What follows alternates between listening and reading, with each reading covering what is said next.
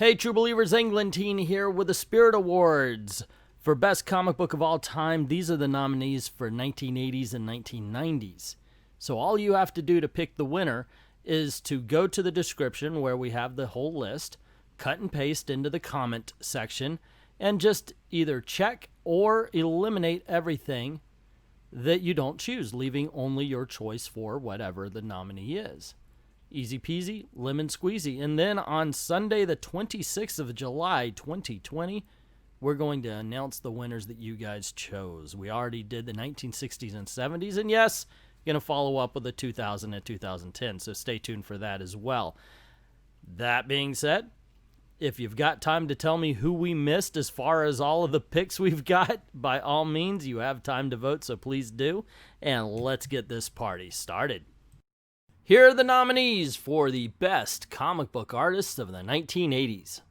First up, we have John Byrne, who drew the Fantastic Four, the X-Men, and of course his revitalization of the Man of Steel himself, Superman.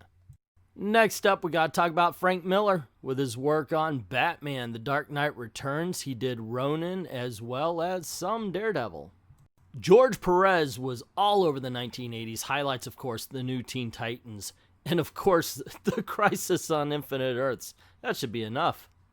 Our fourth nominee is Art Adams. The man owned Mutant Hood for a while. Dang, he even created a character named Longshot. Pretty good deal. And the final nominee is Todd Mcfarlane. Of course, he drew Spider-Man. He was on the Hulk for a while. They even gave him his own Spider-Man comic after a while. Next up, we have the nominees for the Best Writer of the 1980s. And here's that John Byrne guy again. You remember all those titles I mentioned in the first place? Yeah, he either wrote them or co-plotted them. Now, you want to talk a man who is Mutant Hood? It is Chris Claremont himself, ladies and gentlemen, the sole writer of the X-Men through the 80s. 1970s nominee gets nominated in the 80s as well for his run on The Question and wrote the best run of Iron Man of all time, in my opinion. And we then have Marv Wolfman, who co-created and wrote The Crisis on Infinite Earths and the new Teen Titans. And finally, we have Frank Miller, who created Ronin, wrote The Dark Knight Returns, and of course his legendary run on Daredevil. Next up, we have the best Marvel comic of the 1980s. Iron Man had Tony Stark facing his alcoholism. We had the Armor Wars, and let's not forget, James Rhodes finally wore the armor. The X-Men started the decade with the death of Phoenix. And of course, we had Days of Future Past, and my favorite, the Brood saga. In the 80s, The Amazing Spider-Man saw the creation of Venom, had Kraven on his last hunt, and we met the kid who collected Spider-Man. Fantastic Four was at its best as well in the 1980s, with stories like The Trial of Galactus, and the handling of Doctor Doom was just top-notch. Next up, we have Daredevil and Frank Miller's legendary run, including the Elektra saga, and even after Frank Miller left, it still managed to be a quality title. Next, we have the nominees for Best DC Comic of the 1980s. Next up, we have The Batman, with stories like Death in the Family, and I think the highlight would probably be Frank Miller's Year One. The new Teen Titans revitalized the team to make it as big as the X-Men, with stories like the Judas Contract and the Trigon saga. And John Byrne's run on Superman depowered him, brought forth the supporting cast, and made him a relevant character all over again. The Legion of Superheroes started the decade with the Great Darkness saga, and then, of course, they started their Baxter series as well as blew up the moon in their Future saga. And the final nominee, Batman and the Outsiders, bringing us new characters like Karma and Halo, and quickly becoming a fan favorite. Next, we have the best independent comic book of the 1980s.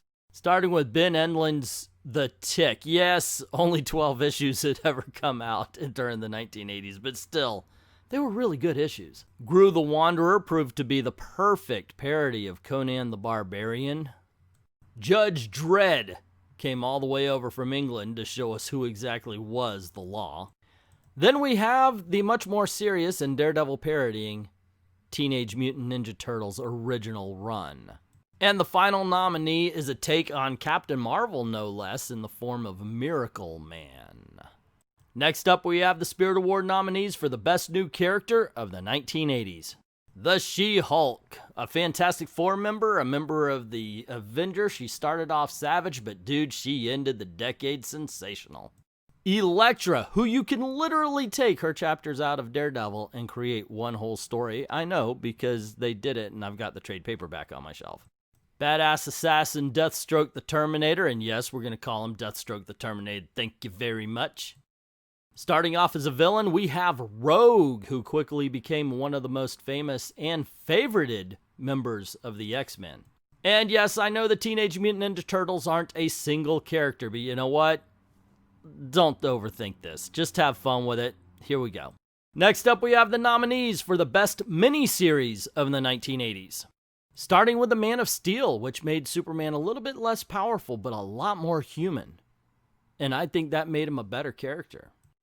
Green Arrow Longbow Hunter is one of the few stories of the 80s whose effects are still being felt with the character today. Batman, The Dark Knight Returns, written by Frank Miller, once again revitalizing the character by returning him to his darker roots. The Watchmen, using Charlton Comics avatars, deconstructs the entire superhero genre of comic book. Marvel's Secret Wars. Let's get a whole bunch of villains and heroes, make toys out of them, and you know what? Write a comic book where they're fighting on a battle planet. Next up, we have the nominees for Best Story Arc of the 1980s. Right out of the gate, we started off with the Dark Phoenix saga from the X-Men, having Phoenix go crazy and the team having to take her out. Frank Miller gave us a more graphic and detailed look at Bruce Wayne's first year as the Batman in Batman Year One. Kraven's Last Hunt answers the question, what if the weakest of all of Spider-Man's villains actually defeated Spider-Man? In Iron Man Armor Wars, Tony Stark goes on a hunt for all sorts of armor-teched villains to get his designs back. Daredevil, Born Again. What if the Kingpin knew Matt Murdock's secret? And what would he do with it? That's what's answered in this miniseries. Next up, we have the nominees for the best one-shot of the 1980s. In Amazing Spider-Man number 248, Peter Parker meets his biggest fan in the story, the kid who collects Spider-Man. In The Killing Joke, the Joker wants to prove to Batman that all it takes is one bad day to have a man go totally insane. In Arkham Asylum, A Serious House, we get the entire story of the creation of Arkham Asylum and what it does to the villains inside. X-Men God Loves, Man Kills. Malcolm X, Martin Luther King, that's brought forth as the X-Men stand in for racial equality. Daredevil in Love and War has the Kingpin seeking the help of Daredevil to rescue his kidnapped wife, Vanessa. Next, we have the nominees for Best Live-Action Comic Book TV Show of All Time. Daredevil from Netflix, The Doom Patrol, Smallville, The Boys, and Batman 66. Alrighty, gang, switching to the 1990s. Here are the nominees for Best Artist of the 1990s. First up, we have Jim Lee, who gave us such great titles as The X-Men and other titles like Wildcats. 1970s, 1980s, now he's nominated for the 1990s with his work on the Infinity Gauntlet, The Avengers, ladies and gentlemen, George Perez. Next up, we have J. Scott Campbell, working on Fantastic Four, and of course, we can't forget that run on Gen 13. After Spider-Man, Todd Mcfarlane went to Image and worked on his own character, Spawn. Alex Ross in the 90s had Astro City. Of course, we can't forget Marvels, and to follow that up, he went to DC to help with Kingdom Come. Next up, we have the nominees for Best Writer of the 1990s. Starting off with Frank Miller, who gave us Sin City and then said, hey, you know what? I want to warp history. Let's do the 300. Kurt Busiek gave us the Earth's Mightiest Heroes, the Avengers, not to mention Marvels, and of course his creation, Astro City. Mike Mignola for his writing on Hellboy, and yes, there are a lot of miniseries, so pick one, Seed of Destruction. Wasn't that the first of them? Grant Morrison, who did an excellent run on JLA, man, seriously, it was batshit. And also The Invisibles. Chuck Dixon basically owned the Batman in the 90s, what with creating Bane. He did Nightfall and gave Robin his own series. Next up, we're going to see the nominees for the Best Marvel Comic of the 1990s. Daredevil had always been a quality title in the 90s. We got The Fall of the Kingpin and Last Rites, and then The Fall of Daredevil himself in Fall from Grace. Captain America, who in Streets of Poison realized, yes, all he is straight out of a bottle. Great job in Acts of Vengeance. And of course, Cap Wolf. The Uncanny X-Men, and yes, Mutant still ruled in the 90s. With a lot of Wolverine, by the way. They even ripped his adamantium out of him. X-Factor had an excellent run by Peter David. One issue, of course, we all look at where they have to face a psychiatrist, nonetheless. The Adjectiveless X-Men. Dude, is this still the #1 selling comic book of all time, the first issue of that? Oh, look, they got married. Next up, we have the nominees for Best DC Comic of the 1990s. Detective Comics, and that had always been my favorite of the Batman titles for a while. Of course, we have chapters of Nightfall and, of course, No Man's Land. Mark Waid's run on Flash was awesome. Impulse, we had the Quick and the Dead storyline. We learned about the Speed Force so much in the 1990s. Green Lantern was humanized in his own title, of course, before they took it away, gave it to Kyle Rayner, but still, that was pretty hot as well. This book really kicked ass. Speaking of kicking ass, you have Vertigo titles, and in this case we have Hellblazer, John Constantine making a run, asking for your votes. The Power of Shazam managed to update Captain Marvel for a modern audience as well as keep that golden age feel of the comic book. Next up we have the nominees for the Best Independent Comic Book of the 1990s. This should be good. Starting off with The Next Men, John Byrne's kind of X-Men-ish thing that actually introduced Hellboy to the world. Valiant Comics' Violent Rye update was Bloodshot. And yes, in the 90s, a man with a lot of nanites still needed a big-ass gun. And of all of the creations of the Image founders, Spawn seemed to be the immediate favorite, and of course the favorite nowadays too. And then we have Frank Miller's noirish set of graphic novels, Sin City. And then we have Jeff Smith's Bone, which starts off cartoon and fun, and then becomes an epic fantasy in the style of Lord of the Rings. Next up, we have the nominees for Best New Character of the 1990s. Mike Mignolia's Hellboy. The X-Men's Gambit. From cartoons to comic books, we have Harley Quinn. From the mind of Todd McFarlane, we have Spawn. Finally, we have Marvel's Deathstroke the Terminator ripoff, Deadpool. Next up, we have the nominees for Best Miniseries of the 1990s. Kingdom Come, which asks the question, how far can superheroes go before they become the villains themselves? Marvel's takes a look at the Marvel Universe from the Golden Age to the Silver Age through the eyes of a news photographer. Hellboy, Seed of Destruction. You know, I've looked for a TV guide version of how to describe this story. It's way too complex. Check it out.